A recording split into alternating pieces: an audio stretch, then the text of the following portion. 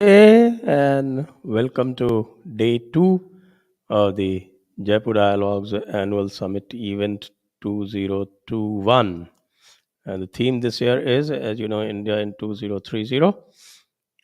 And the topic for the day is uh, COVID management. And why COVID management when the theme is 2030 is that this will give us a perspective into how we will tackle crisis in this decade. So that is the important perspective that we want to give.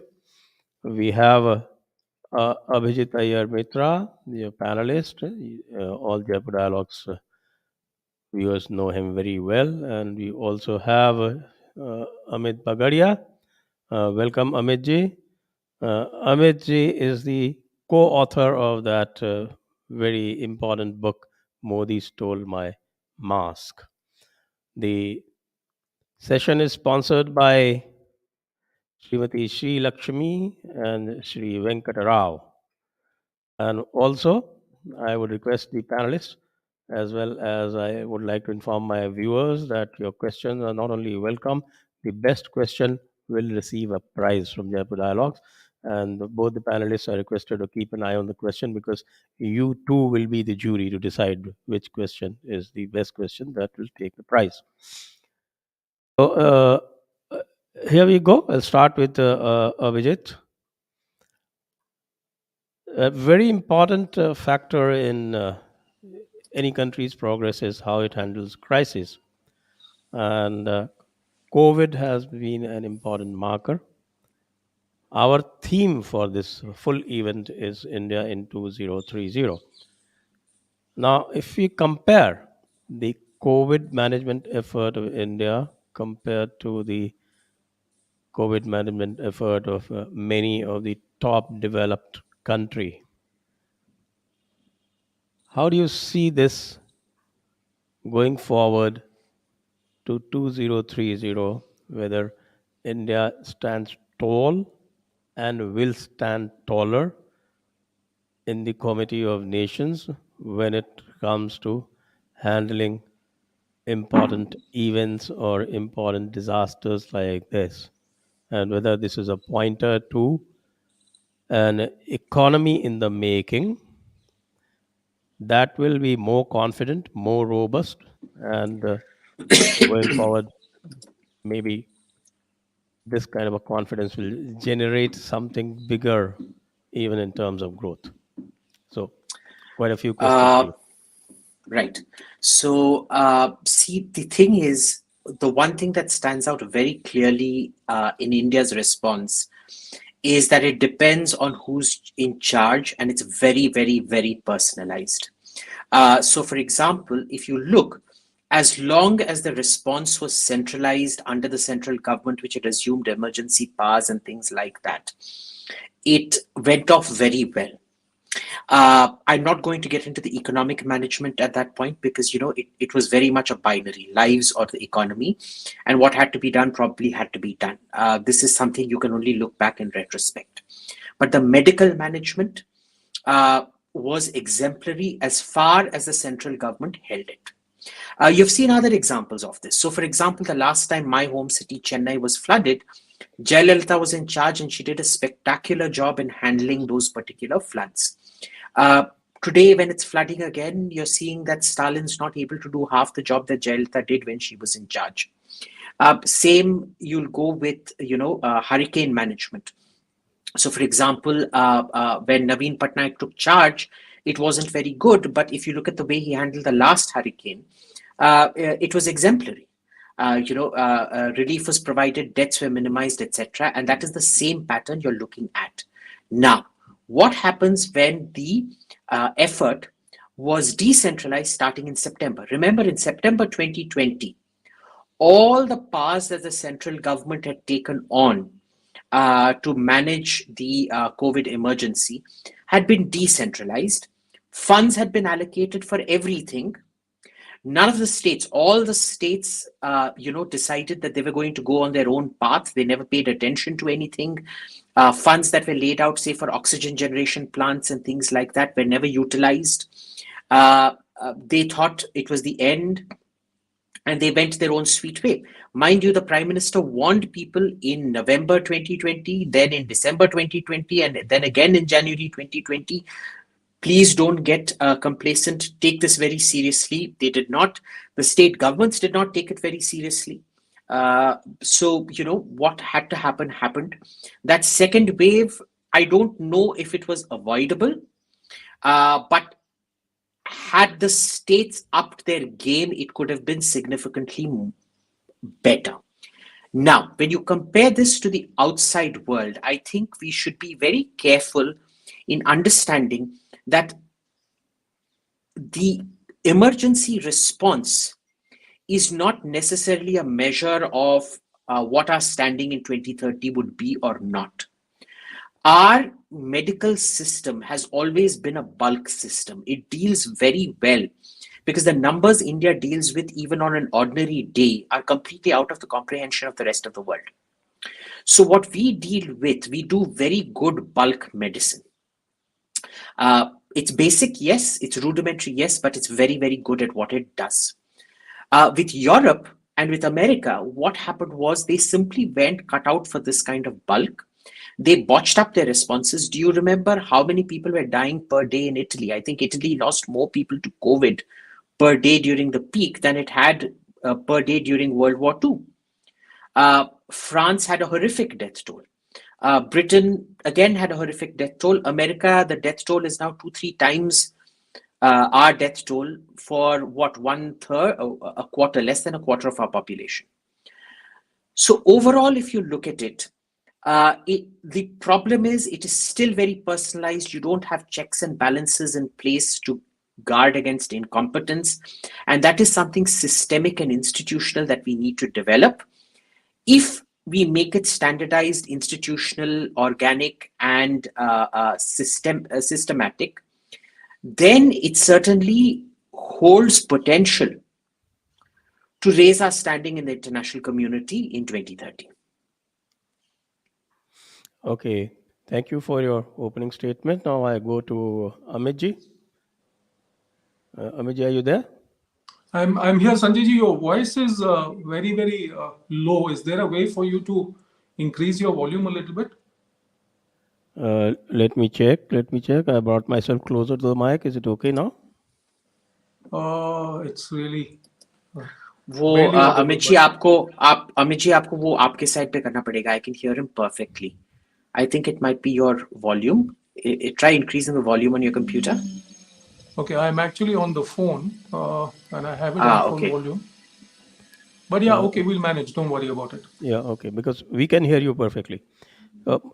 Actually, it's the same question to you, what I asked Abhijit, because you wrote a very important book and you gave all these statistics and actually you did a very good fact-based analysis and broke off what I would call many a narrative and many an agendas. So I would ask you the same question which I asked Abhijit. What would this kind of management, we all think that it was very good compared to the rest of the world, would it actually mm, give more confidence to our economy and will raise our standing in the international world by 2030? Abhijit Sure. said that it needs to be institutionalized more. Sure. So before I just get into your question, I just want to share with your viewers that the English version of the book, Modi Stole My Mask, it came out in the first week of June and it had data up to May. We have come out in the first week of October, we've come out with a Hindi version of the book, and that has data up to August. But today I'm going to share with you data up to yesterday. Right. In the last 30 weeks, there have only been 3 weeks in which India has seen an increase in the number of cases compared to the previous week. So 27 of the last 30 weeks, India has seen a decline in cases. Now, in this, India is unique amongst the 30 countries most affected by COVID.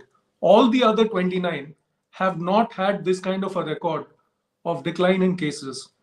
Every other country is going through, you can call it, third wave or fourth wave or fifth wave, because one really doesn't know, how to define a wave. Because according to me, when there is a wave and it starts coming down and then starts going up again, it's the next wave. But some people say, no, it's a continuation of the previous wave. So anyway, whether we call those third wave, fourth wave, fifth wave, whatever we call it, doesn't matter. The point is that all the other 29 countries except India have not had 27 out of 30 weeks decline in cases. That itself, I think, is a very good proof of the fact that we have been able to manage the pandemic very well. The other thing I would like to talk about, which is, I think, very, very important, is vaccination. I don't know how many people are aware, Sanjay ji, that as of yesterday, India has given the first dose to 82.5% of the eligible population, which is the 18 plus population. 82.5%, whereas US is 81.6%. So we have actually overtaken the US in terms of first dose given to the eligible population. Amongst the 10 largest countries in the world, excluding China and Nigeria, only Japan and Brazil are ahead of us in terms of first dose. Agreed that in terms of second dose, we are a little behind many of the countries, but as of yesterday, we have fully vaccinated 47.8% of the population. And I mean, the US is at 68.5%, Mexico is at 62.5%. So the way the pace of our vaccination is telling me that in the next 15, 16 days, we will be able to cross the US, even in terms of the percentage of eligible population fully vaccinated.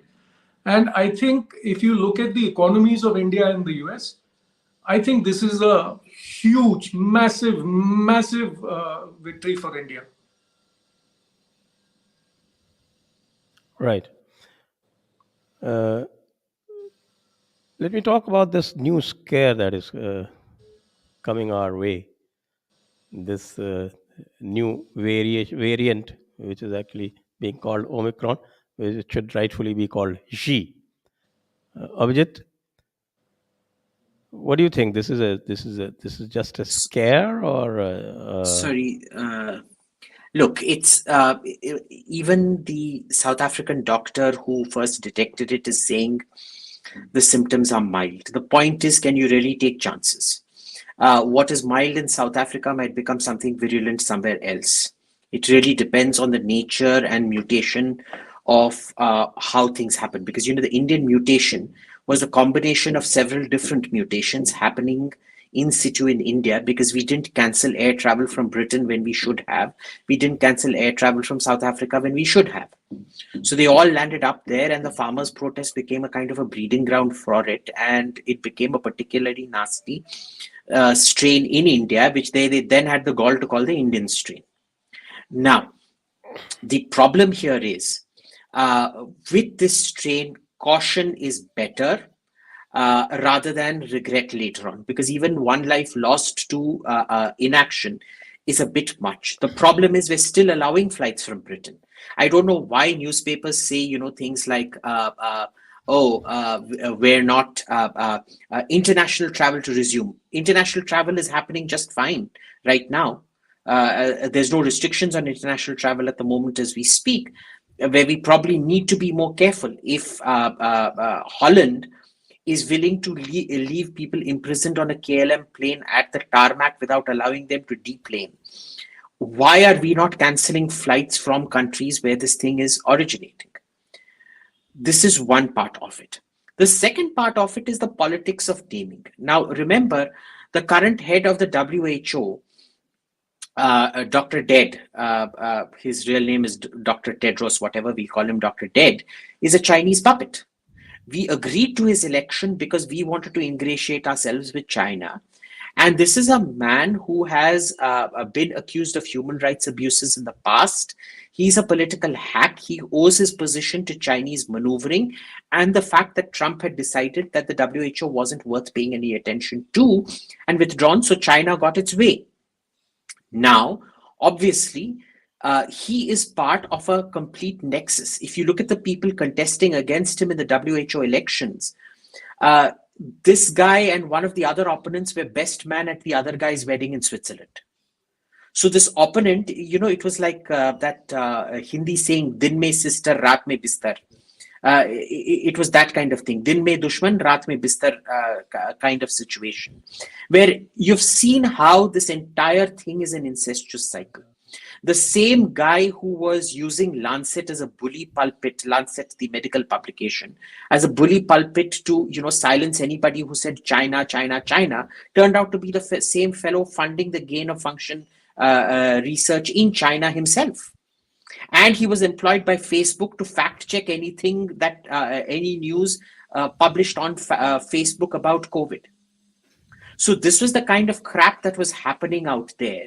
Now, technically speaking, this variant should have been named C, which unfortunately sounds like she. Of course, this is the Greek naming system, XIC, C, which in Chinese becomes she for Xi Jinping. And they very clearly wanted to step over it, which is why they went to Omicron instead. But why does that surprise us? Well, that shouldn't surprise us. Amitji, what's your thought about this latest scare? To again, Are we fully like, geared because I like to? talking with data, South Africa definitely has already had 3 waves. There is no doubt about that, and is beginning to see the beginning of the 4th wave. Now, in the first wave, on the 7-day moving average, peaked at 12,660 on July 19th, 2020. In the second wave, the peak that they hit was 19,150 cases. Again, 7-day moving average on January 11th, 2021. The peak of the third wave was higher, which was at 20,076 cases on July 8th of this year. Now, as of yesterday, the 7-day moving average is under 3,800. So yes, cases are moving up, but they are not moving up in the same climb that South Africa saw either in their second wave in January of this year or in their third wave in July of this year.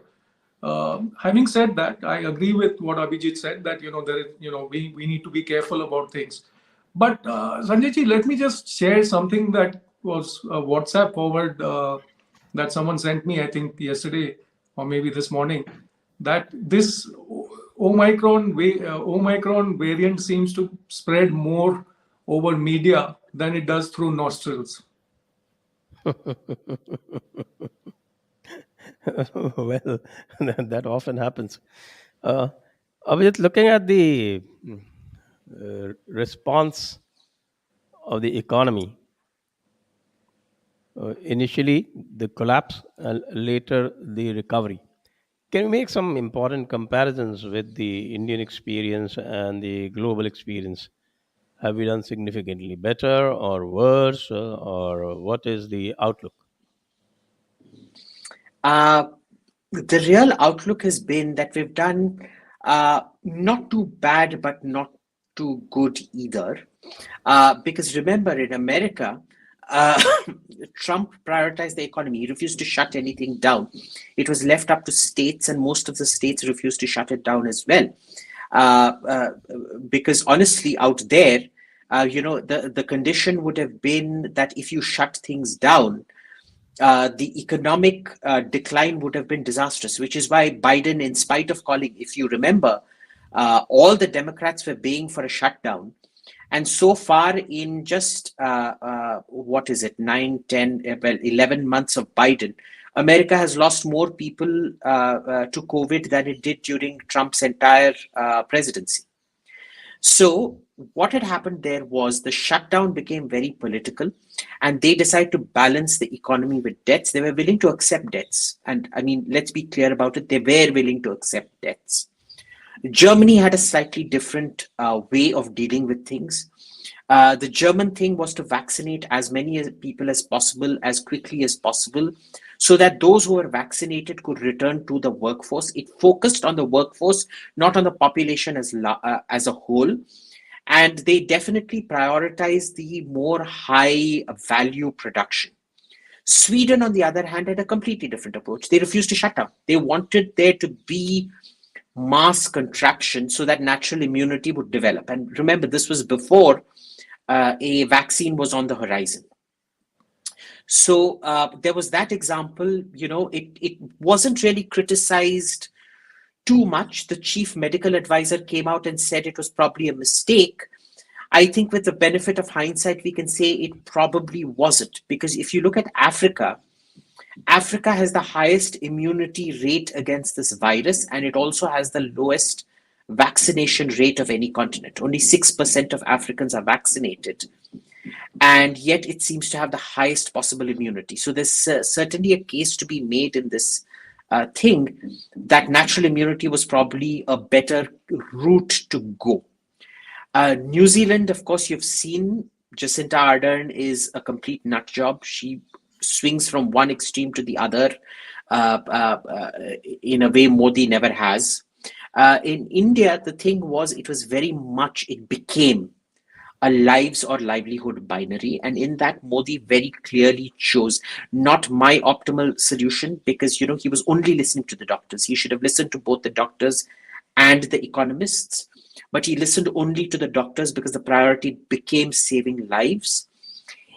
Even in that, you see, and I'm sorry to again accuse your cadre for this, but the IAS bureaucracy that didn't plan out the sequencing of things very well. The panic buying you saw initially should not have happened. The bans on home delivery like Big Basket and things like that probably should not have happened. The bans on the fear of a ban on the wholesale mandis supplying to the local fruit and vegetable vendor probably should not have happened. And these were things that needed clarity. So in the Prime Minister's 45-minute speeches, he was talking too much and giving too little detail. There was a communication problem.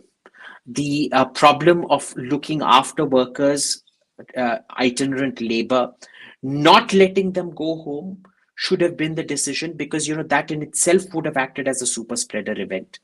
So keeping them here and looking after them were all things that should have been planned, which tells you how little our bureaucracy is able to actually come together during a crisis and send a synthesized sort of war book. Well, not a war book, but an emergency book in that case.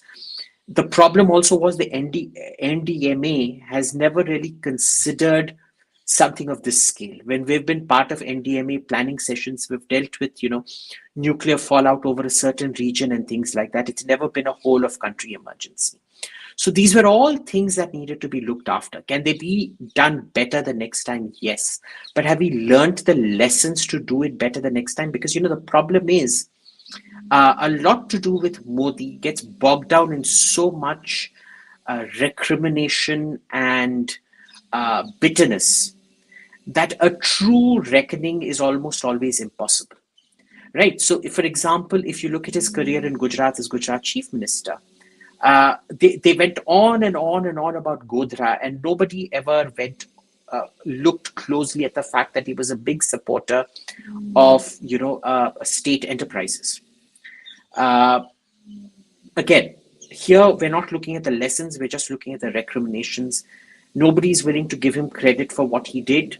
It's mostly just going on hurling muck at him left, right, and center, which is probably why we'll never learn lessons that we should learn from this.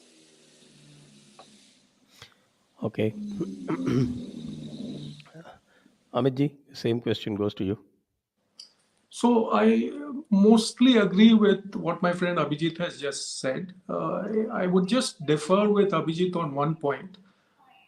I personally believe that when it comes to the question of lives versus livelihood, I think it is more important to concentrate on saving lives, because if the person is no longer alive, then where is the question of that person's livelihood? And I agree again. As I said, I agree with Abhijit. There were a lot of mistakes made, especially in forms of communication by the Prime Minister himself and definitely by the then Health Minister and officials of the Health Ministry. Communications could have been handled better. The whole organization of how we responded to the crisis could have been handled better. But when it came to decisions about lockdowns, etc., I would tend to vote for saving lives rather than saving livelihoods. Okay, now since we are trying to posit this whole discussion in the perspective of how we are going to develop towards 2030, do you think the national will fractured completely or partially or was non existent? And do you think that the fault lines of our brand of democracy they became prominent, and instead of seeing situations like the whole nation coming together, all parties coming together in an emergency, in a crisis, we seemed to accentuate these problems, and those are not good forebodings going forward. Now, why and how we can bridge that? And of course, if you want to apportion the blame, you're welcome. Abhijit.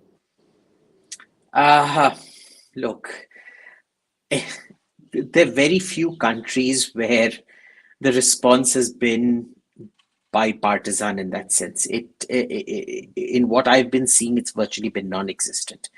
Maybe a few countries in Europe, the response was more or less bipartisan. New Zealand, it was absolutely not bipartisan. America was absolutely vicious. Everybody was trying to play politics with it. Much more so, because remember, there, the opposition's ability to stall things and states' rights are much greater than they are here. Here, generally, even by India's fractured standards, the states fell into line for those first few days between March to September 2020. So that was fine. The narrative surrounding it, on the other hand, was much more fractured in India, right? And there's nothing you can do about it, because that is the nature of the way media houses in this country are split. The polarizing effects of social media, they're all very, very divisive instruments. Now, you can't even do away with social media. So what do you do?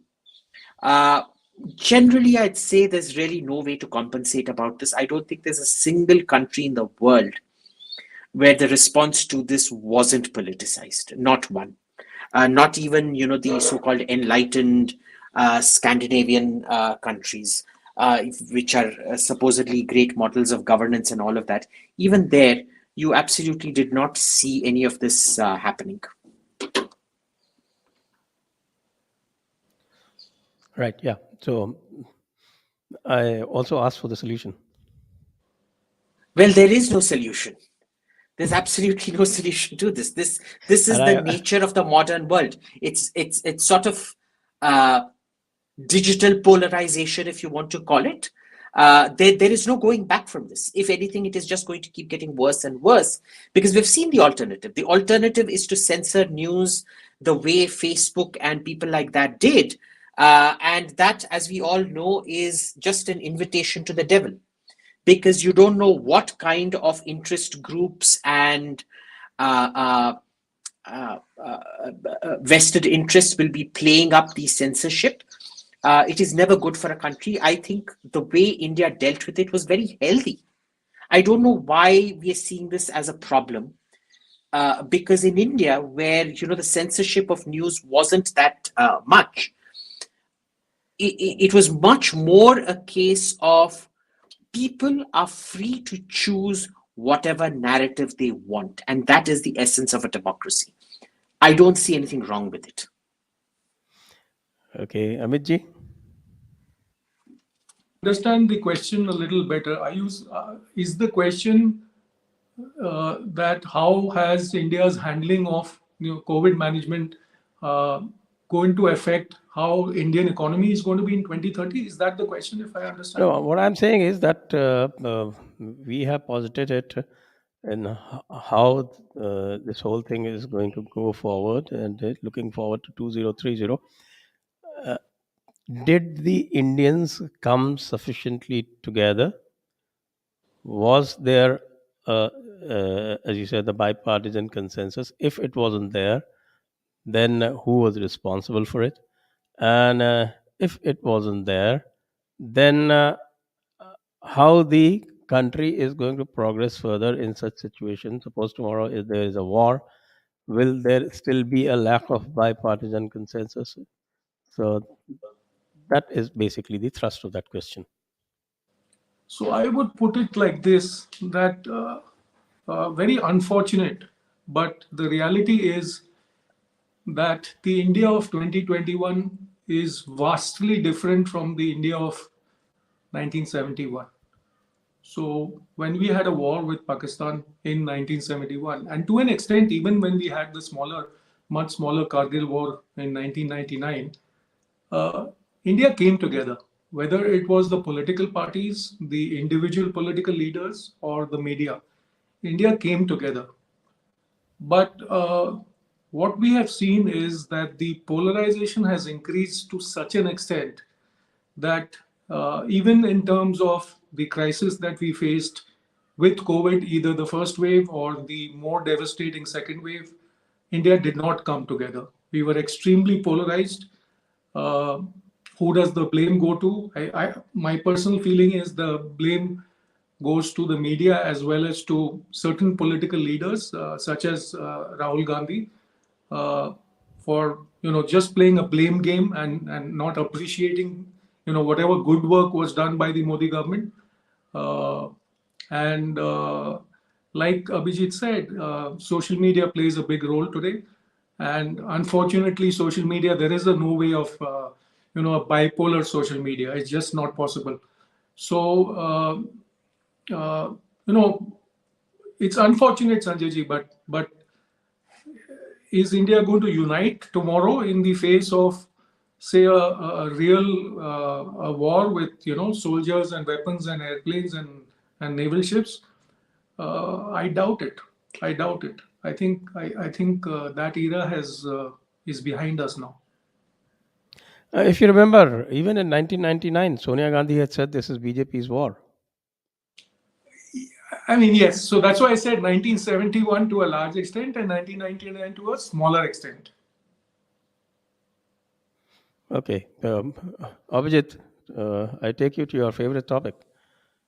Is Congress the problem? And if there is Mamata Banerjee relieves India of Congress, will there be a better bipartisan consensus? No, there won't be a better bipartisan consensus. I think it'll be even shriller and nasty. Let's put it this way: the Congress is the least worst of all the nasty things to happen to this country. Because unlike Mamata Banerjee, who acts more than she talks, Rahul Gandhi just talks. And that we can deal with, because who takes him seriously? He got 52 seats this time out of sheer dumb luck because the TMK gave him 10 seats in Tamil Nadu. Otherwise, he would have been down to 42 seats. In the next election, he'll be probably down to under 40 seats.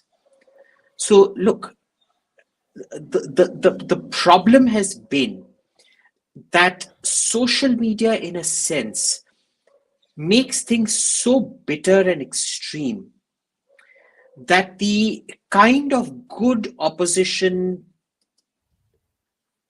simply has no place in it. What should an opposition have been doing? It should have been sitting by, and in that sense, the model was Sonia Gandhi during the Vajpayee era. She might have said nasty things here and there every now and then, like "Dimag ki santulan kho chuke hain" or something like that. But overall, if you look at it, they were very supportive of the economic policies that the government brought in at that point of time.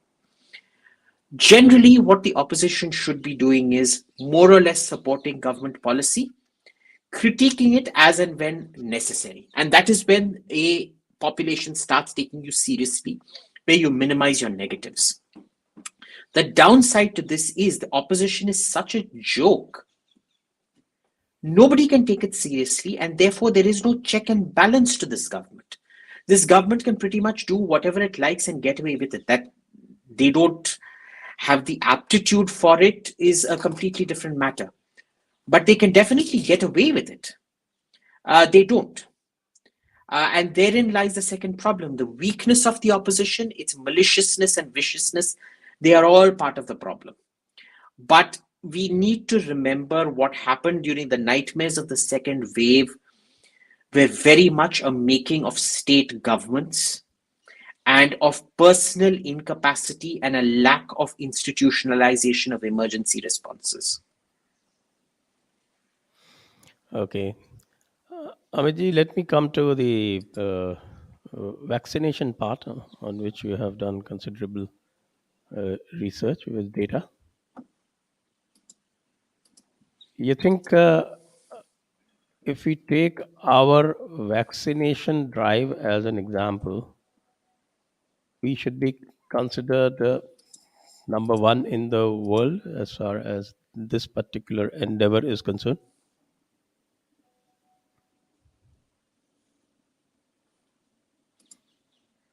Amitji? Yeah, thanks. So whatever going to respond, I'm going to respond excluding China, because I personally do not believe data from China. I don't know how many people believe data from China. So if we were to take the vaccination drive based on the sheer population of the country, if we were to exclude the population and still take only the 10, 12, 15 largest countries, Japan has done the best. There is no doubt about it.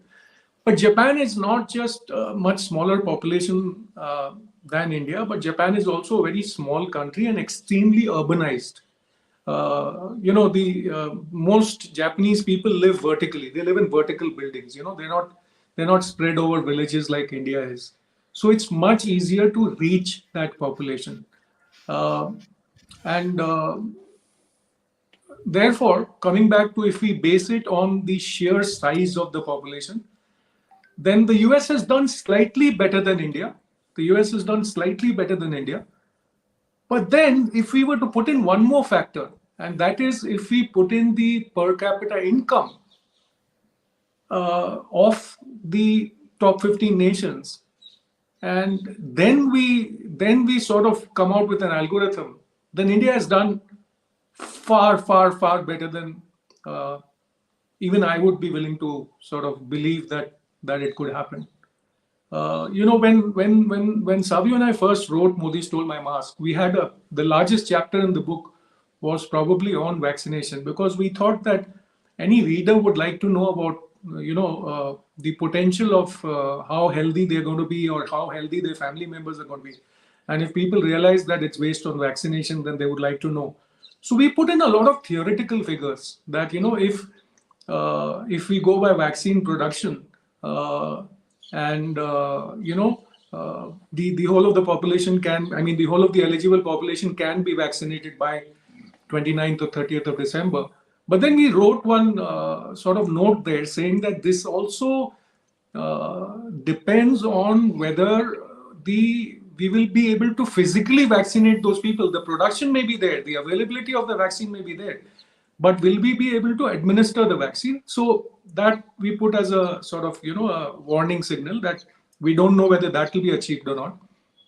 And one mistake that we made, Sanjay ji, I must admit today, looking back, is we did not factor in the very Indian reality that vaccination dropped to very, very, very low numbers during Dussehra, Diwali, and other festivals. So we did not factor that in. We treated all days as equal, which was our mistake. But having said that, the reality today looks like, if not 28th, 29th of December, the reality today looks like 18th or 19th of January. We are going to get most of the, the number that we've reached in terms of first dose. We should be able to reach that number in the second dose by the 18th or 19th of January, which is how far? It's only about less than, it's about 7 weeks from now, which is phenomenal considering how late we started, considering all the political opposition as well as the media opposition there was to, especially to Covaxin, the fun that people made out of it, the fun like cartoonists made out of it, and I think the best decision in COVID management that the Prime Minister has taken till date is bring in vaccination under the control of the central government. Because when it was decentralized, things were completely messy. Even now, it sort of pains me to read statistics that come out of the health ministry every day on social media that 27 crore vaccines are available with states. So if 27 crore vaccines are available with states as of yesterday or day before, we are still managing only about 70-75 lakh doses a day. We have shown that we can average more than 1 crore doses a day. And I don't see any reason why we can't achieve that number again. But then the ultimate responsibility of, it's not central government employees that are administering the vaccines. So there are some states that are lagging behind, especially UP, Bihar, and Jharkhand. These states are really lagging behind. They need to sort of get their act together. I understand the difficulties of administering vaccines to a sort of less educated population, like in UP, Bihar, Jharkhand. But having said all that, I think we've done a phenomenal job. Okay, right. Abhijit, what is this Pfizer trying to upend Covaxin and Covishield? Where is that game going right now? Look, Pfizer is very strong. They have a lot of games in play at any given point of time. Between running a media campaign in India through the husband of a certain jobless journalist who tweets a lot about these things, to getting a whole bunch of celebrities to be saying why Pfizer. Note, they weren't actually talking about the Russian vaccine or any of the other vaccines on the market like the Moderna or the Johnson and Johnson one. They were only worried about Pfizer. And this, a lot of this has to do with the absolute indignation of anti-vaxxers in America. The anti-vaxxers are two. One that fundamentally believe, that conspiracy theories. The second who are doing this as a sort of economic protest, seeing the kind of price gouging and unfair tactics that encouraging censorship that companies like Pfizer and Pfizer especially have done a lot in the US. So the entire medical industry hasn't come out of this looking very good. That said, remember AstraZeneca, whose vaccine we use as Covishield, also has deep enough pockets to stave off Pfizer and keep their paws off India, which they did, incidentally. It's not that AstraZeneca didn't do anything much about this. The biggest loser in all of this was Covaxin. Because this is the problem when a company is run by scientists and not by business people. Because this was a vaccine that was a world beater. It could have been very, very good had it been produced in large numbers, but the leadership at Bharat Biotech, they kind of lost the plot and they didn't capitalize when they could have capitalized on it. Right. So I think we are now coming to the end of the discussion. One last word to Amitji, and then we go to the question and answer session. Sure. So, I would love to share with Abhijit the fact that, I bought shares in Pfizer and Moderna and Johnson and Johnson, all three of those companies, many months ago. uh, because I knew what they will be able to do with their might. But then, seriously, there is, I think, almost 2 pages on Pfizer and the Pfizer vaccine in the Indian context, Sanjay ji, in the book Modi Stole My Mask. And, I would love to sort of summarize that and put it out there on social media free of cost for people to read. That, jokes apart, Pfizer is not feasible for the Indian market. Okay, it is not viable. The cost of transportation, the cost of logistics, it's just not viable to administer the Pfizer vaccine in a country which is so far away from Pfizer's production plants. And that's why, if you see, we're now reaching, we've crossed the second year of vaccination as far as the US is concerned. But the Pfizer vaccines are mostly today also, I think more than 90% of Pfizer vaccines have been administered in North America. It's just a small percentage that has gone to Israel and Japan. And that's because perhaps Israel and Japan can afford those costs. Right. Okay. With, with that, we move to the question and answer session. Once again, to remind everybody that this session is sponsored by Srimati Sri Lakshmi and Sri Venkatarao. And for the best question, we have a prize, and the panelists are requested to look out for their choice of questions. Question answer.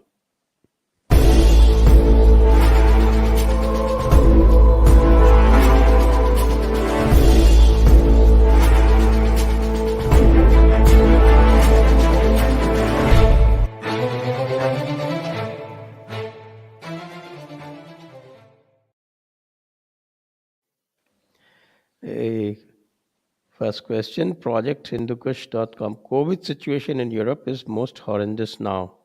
Where are the Shamshan chasing journo vultures now? Abhijit. Sorry, projecting. Saying that No, it's not across Europe. It's in certain parts of Europe.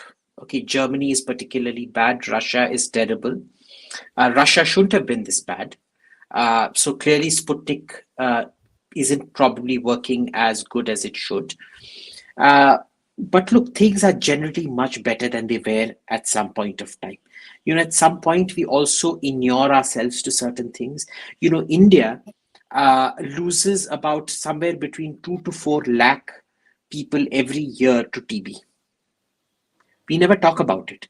In fact, as of the last 5-6 years, the government has stopped publishing exact figures of TB deaths to hide the number. So, does anybody actually talk about the TB epidemic? No. And 2 to 4 lakhs a year is a lot of people dying of TB. So, look, these things happen. Ultimately, you just get inured to it. Ultimately, you'll see all these mask mandates and things also come off. Even if the situation doesn't solve, it's just the new normal and people just get on with life. right. Next. Dhanraj Mane. Why are IS officers unable to plan things as they should have been able to? Well, in case of a crisis, things can be very different. And, when people respond differently to a crisis, like I tell you, Rajasthan responds very poorly to floods, but its response to droughts is par excellence. And you go to probably Orissa, where they have less experience with droughts, but great experience with cyclones. They do a fantastic job. I think Abhijit himself commended the job that they do as far as cyclones are concerned. So I think different sets of bureaucrats, they acquire different sets of skills, and the problem is then when the government thinks that everybody can do every job, that probably becomes the problem. That's what I think from my experience in the service. So, on this particular subject, Sanjay ji, can I ask you a question?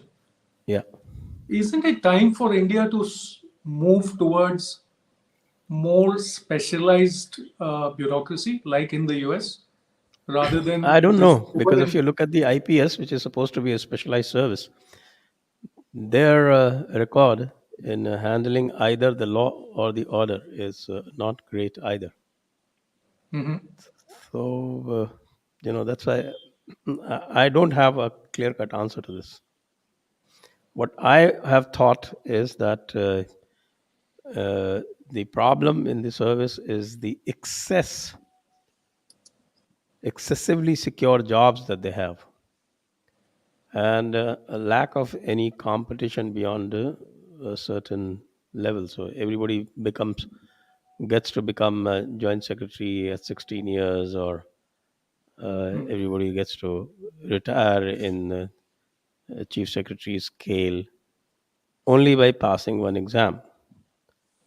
I think that's where the country seems to have erred, and they should have at least one more examination. And this system of this 360-degree or whatever that they have devised for central staffing scheme is completely ridiculous. It's become another, I should say, a favorite playing scheme. They should have one more, or at least two more uh, filtering points. Unless they have that, then this kind of smug behavior, this complete risk averseness, will keep dominating. I and Abhijit, we have had discussions on the bureaucracy at this point, and I'm sticking to this proposition that I have been making for some time. Sure. Next, Ashish Shukla, unlike in other fields, it's difficult to swiftly bust intellectual dishonesty in scientific field. How to fight that on national and international level, considering its implications such as vaccine hesitancy? I think I'll go to Amit ji first on this. So I think the best way to fight this is to through communications, which and I said this to Modi ji himself, that the communications of the government as well as his party, the BJP, during the COVID second wave were very, very poor. Uh, it was the government's responsibility to educate people about the benefits of taking vaccines, which was, hardly done. Hardly done. If you look at again, if I look at the US, for example, not only are they driving people, they're giving free vouchers for Uber or Lyft to take people to the vaccination center and drive them back. They're giving them vouchers to spend on Walmart or Walgreens or other retail outlets, free vouchers. So they're getting paid to get vaccinated. There are posters all over the place. There are advertisements coming on television. There are advertisements on social media. The president and the vice president tweet about it twice or three times a day. Uh, there is a lot of communication. Despite that, the US has only been able to fully vaccinate 68.5% of the people. That was what was lacking in India, and it should have been done in all vernacular languages. So the only way that you can, sort of fight this intellectual dishonesty is by putting in intellectual honesty in there. Abhijit? Look, it's it's impossible to fight it for one very simple reason, that most of the people don't understand the science. It has to be explained to them in very simple terms. And increasingly, what you're finding is that quack scientists, like DRDO, where you have bureaucrats pretending to be scientists and scientists pretending to be bureaucrats. It's what you call the DRDO syndrome. When it's not the good doctors who rise to the top of the medical bureaucracy, it is the good bureaucrats who rise to the top of the medical bureaucracy. And when their medical incompetence is proven, they use disinformation and things like that to shield their own incompetence, like you're seeing with Fauci. I mean, you look at the sheer number of uh, uh, lies that man is told, and he still clings on to power. And he's portraying himself that anybody who opposes him is essentially some kind of a right-wing conspiracy theorist.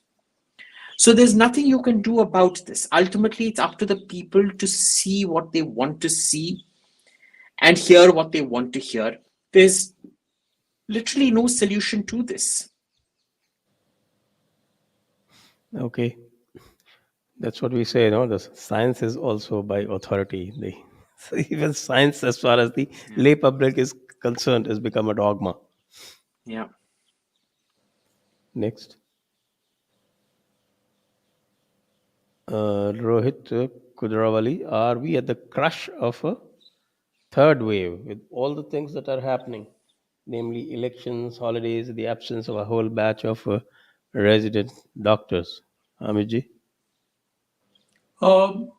Yes, we will have a third wave, but the third wave will be much, much, much smaller than even the first wave, is my analysis. Okay. It will be nowhere close to the second wave, and it will be much smaller than even the first wave. Abhijit, what do you think? Yeah, exactly right. Even if you look at history of the influenza pandemic that happened, it was the second wave that got us, not the third. And the third and fourth wave, you did actually have third and fourth waves, but they were extremely mild to the point of being unnoticeable. So you will have it, but it's going to be extraordinarily mild. The worst is probably over now. Great. That's great to hear. Next. Okay, so that brings us to the end of this wonderful session. Thank you very much. Thank you, Abhijit, and thank you, Amitji. Now is the time for both of you to decide the best question. Amitji, what is your best question? And then I'll tell you my best question. And I thought the one about the intellectual dishonesty was the best question. I would agree, the intellectual dishonesty. Okay, let's flash the question. And let's congratulate Ashish Chukla. You are the winner of the best question contest in this session today. And I would request you to please contact Jaipur Dialogues on the WhatsApp number that is given, and you will be given your prize. Once again, thanking the session sponsors. Jai Hind, Vande Mataram. Thank you. Jai Hind. Jai Hind. Thank you. Jai Hind. Press the bell icon on YouTube and don't miss